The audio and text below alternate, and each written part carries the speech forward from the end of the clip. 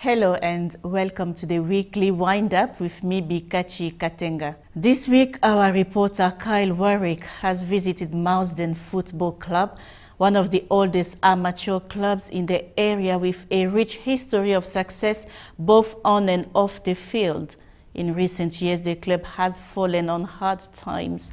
Kyle went to see what has been happening.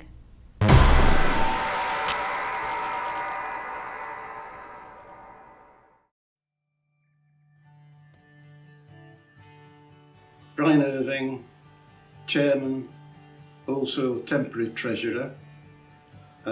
Started at the club when I was 20-year-old, 1962.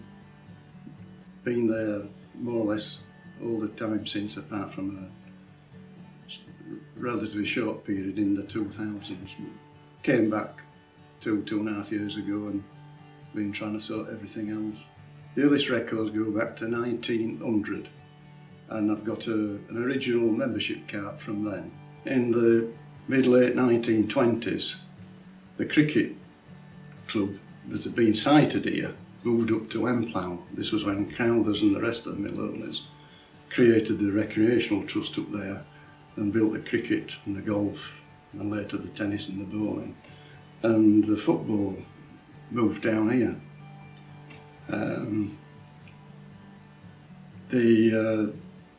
In those days, they had a wooden stand here and a bit of a wooden hut behind where they could serve tea and coffee. But the rec quarters were effectively one or other of the pubs in Marsden. At the time I started, we were at the New Inn on Manchester Road. At that time, the Marsden Old Boys came and joined. We took over the junior teams that Bob Simonite and his father had started, and we were operating 4 junior teams and 4 open age teams. And in the mid-80s, with so much support from the village, the clubhouse was open every night of the week, 7 days a week, all year round. We didn't have to go out tapping players up because we've got such a good youth system. The juniors moved through to open age. Other well-known open age players from other teams came to Marsden or wanted to join Marsden because of the success it was having. So in the 90s, we won the Huddersfield District Challenge Cup, known then as the Invitation Cup, 4 times. West Riding Premier Division twice, and we're effectively seen as probably the best club in West Yorkshire at the time. Obviously since then, in the 2000s, things didn't work out right. On the field, things have gone reasonably well, but unfortunately, because of the circumstances, mainly outside our control this year, we've effectively run out of money. In September, we had an unfortunate break-in, which resulted in cash and bar stock. We estimate £700 or £800 being stolen. Culprits haven't been found. They broke in through the window. We're recovering from that. We at least had offers of help to repair the window free of charge. Then in November, we started off losing matches through the bad weather. Other fundraising ideas have fallen a little bit flat, mainly because we haven't had the matches on, the communications with the players. So the Christmas draw, we only had a profit of £170 on that, when last year the profit was nearly £1,000. We're in a dreadful state. So the appeal that's gone out really is not just for cash, but it's for manpower help as well, to help run the operation. Yeah. It's a small business, but last year had income of £38,000, and it needs to be run as a business.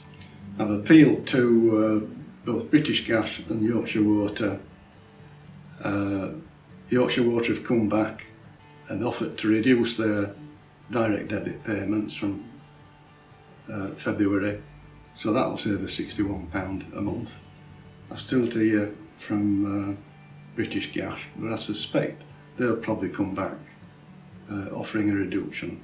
I've also contacted other individuals associated with the club from the past and in effect sent them a copy of this and appealed to them for help.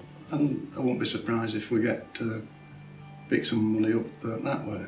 I will say at this stage that we have had a lot of support from two agencies. One is the Avalanche Dodgers and the Cuckoo's Nest down Peel Street. They've been very helpful in supporting us the last few years. I'm a positive person and I'll do all I can in my power to try and stop this happening. I'm not one to sit back and let the thing go down.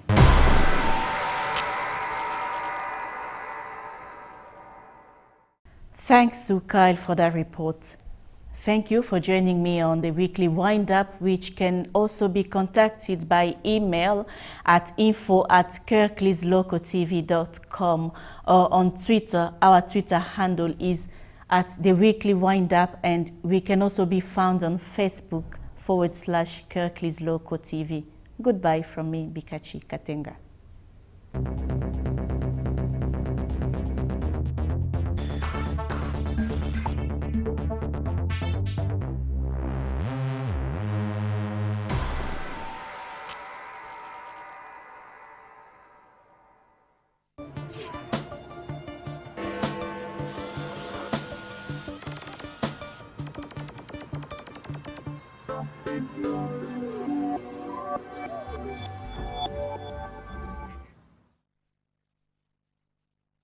However large or small your business, attracting new customers requires dedication and a lot of patience.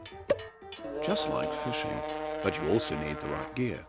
Rods, reels, lines, hooks, sinkers, lures, tackle box, tackle bag, net, bait, gas gloves, clothes, and pocket knife wrench. Or you could simply advertise with KLTV. Online, grow your business and your clientele. KLTV, your vision made reality.